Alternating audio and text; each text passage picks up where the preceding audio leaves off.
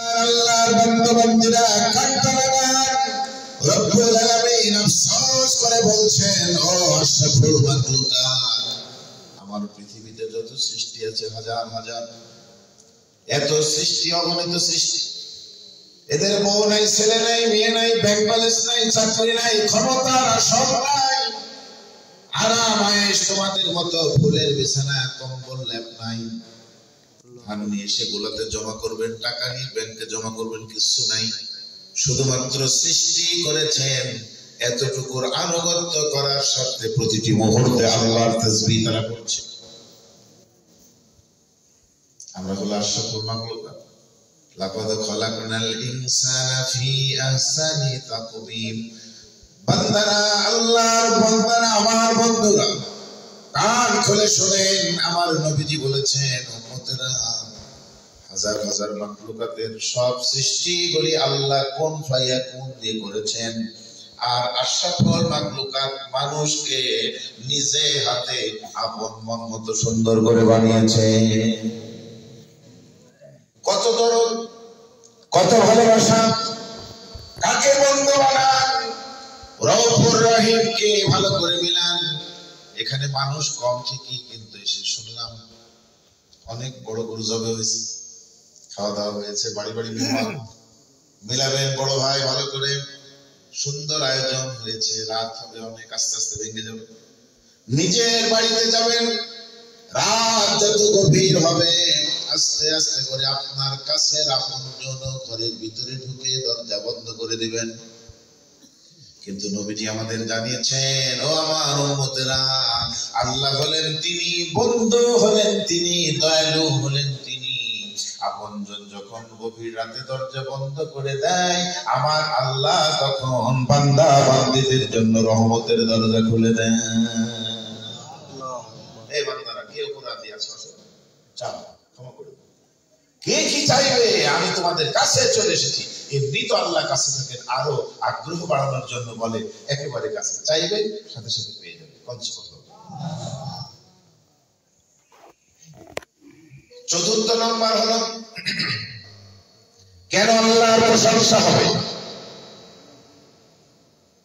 আমাদেরকে আল্লাহ তৈরি করে জান্নাতে দিয়েছিলেন।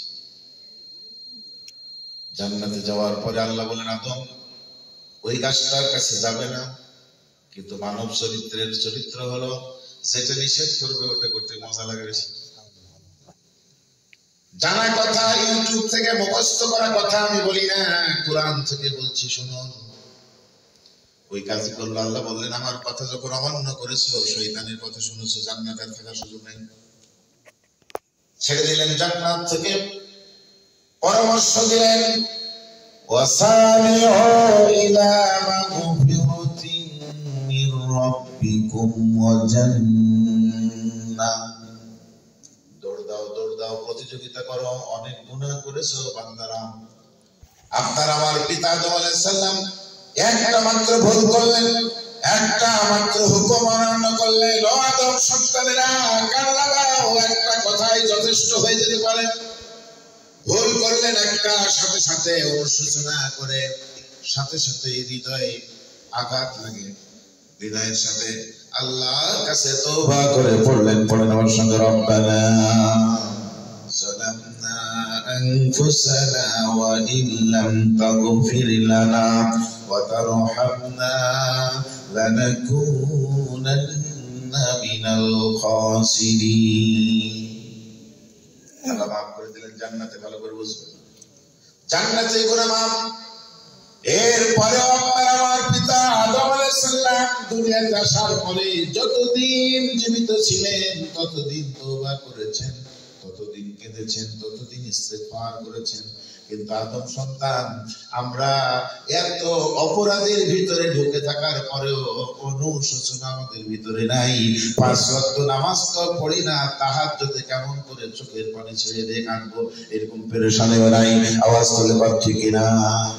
আল্লাহ বললেন, অনেক অপরাধ হয়েছে।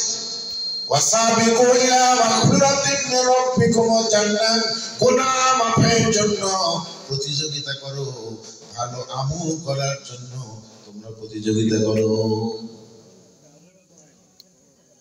প্রতিযোগিতা আছে? নাই। কিন্তু বলেন তো কবরে যেতে হবে কিনা? আওয়াজ করে বলতে যেতে হবে কিনা? যান গুরুস্থানে গিয়ে দেখেন আপনার চাইতে অনেক শিক্ষিত লোক ওখানে পড়ে আছে, আপনার চাইতে অনেক জমিওয়ালা লোক ওখানে পড়ে আছে, আপনার চাইতে আমার চাইতে অনেক ক্ষমতাধর লোক ওখানে পড়ে আছে। কবরের উপরে দুর্গে ঘাস হয়েছে, বাঁশ হয়েছে, গরু ছাগল গিয়ে খাই লাদে আগে হাত দিয়ে ঠেলা মারার কোনো সুযোগ আছে? সুযোগ আছে?